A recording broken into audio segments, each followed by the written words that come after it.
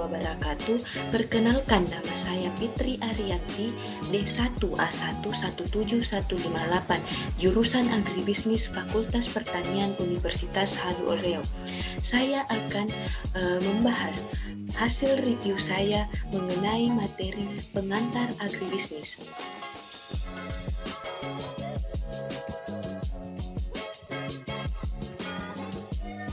Pengertian agribisnis. Istilah agribisnis diserap dari bahasa Inggris, yaitu kata agribusiness, yang merupakan pembentukan gabungan dari kata agrikultur dan business.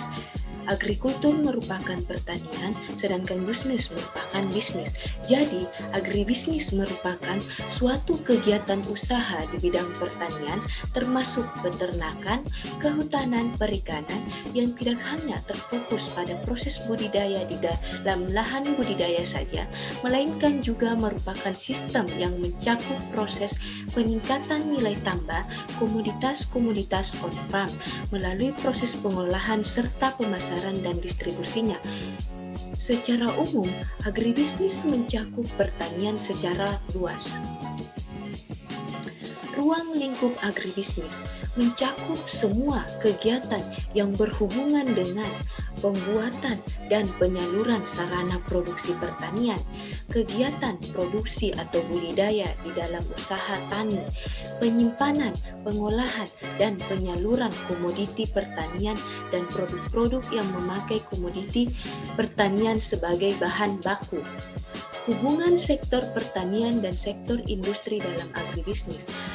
Agribisnis mencakup seluruh sektor pertanian dan sebagian dari sektor agribisnis. Sektor agribisnis yang dimaksud adalah sektor yang menghasilkan sarana produksi pertanian dan sektor industri yang mengolah hasil-hasil pertanian.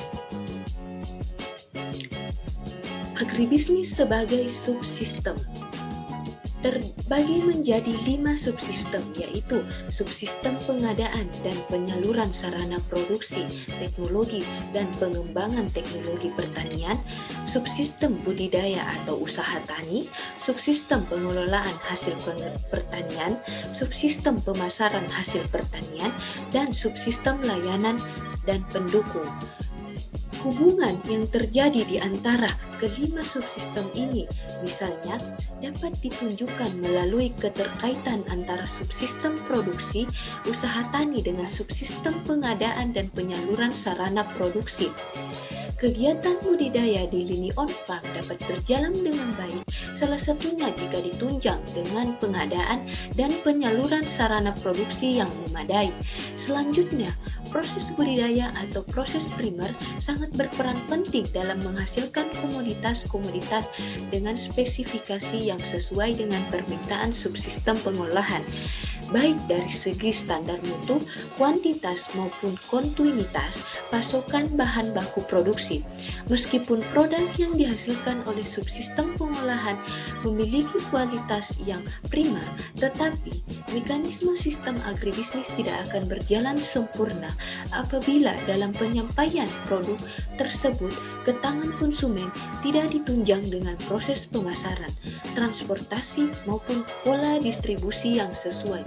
Dengan demikian, menjadi jelas bahwa setiap subsistem berperan penting satu sama lain untuk menciptakan sistem agribisnis yang efektif dan efisien. Sifat khusus pengelolaan agribisnis. Yang pertama, banyak bisnis.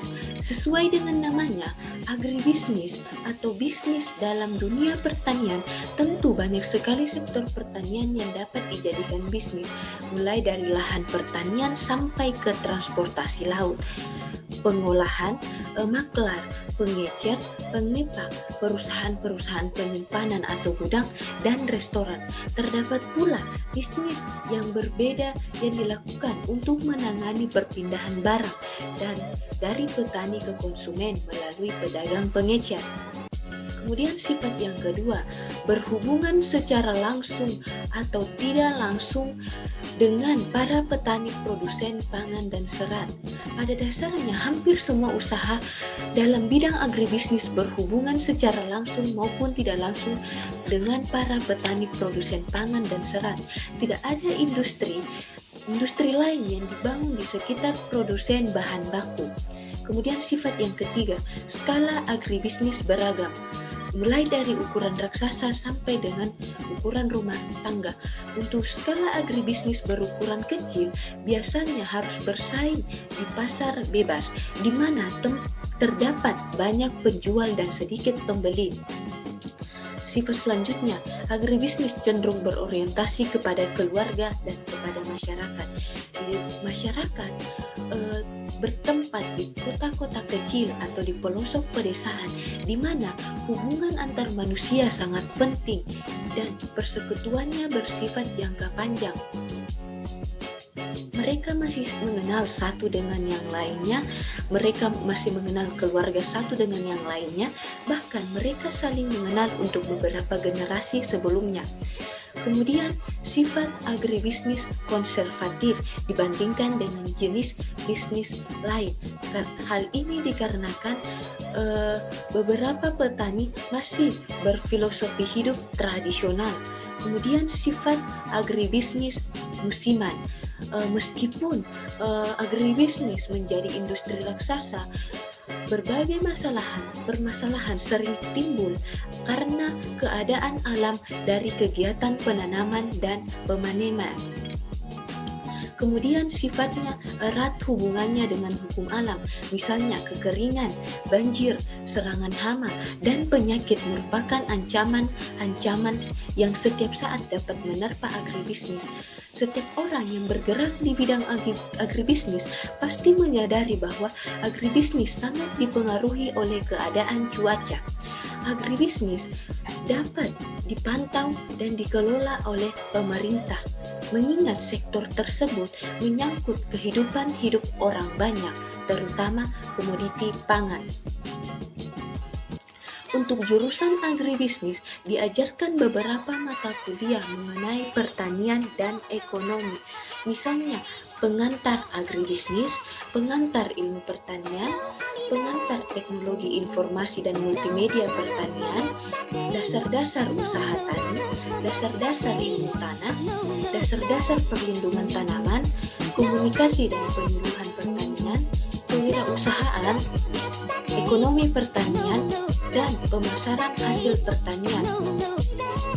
Sebagai mahasiswa jurusan agribisnis, beberapa tempat usaha yang pernah kami datangi diantaranya yaitu usaha tani padi sawah, usaha atau pabrik tahu, usaha tempe,